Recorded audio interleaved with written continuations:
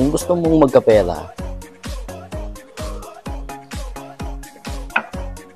huwag kang mahihiyang i-display yung products mo. Ngayon, kailangan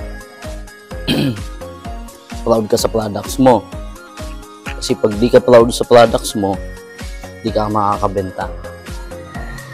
Kasi lahat ng nagkakapera, galing na magbenta. Kaya wag kang mahihiyang magbenta. Na masaya ka.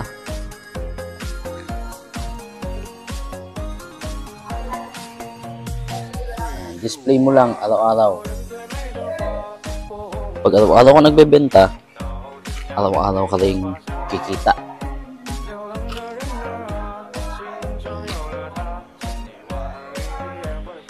So, habang dinidisplay mo yung mga copy mo, siyempre nagkakape ka rin. Kape tayo. Sarap.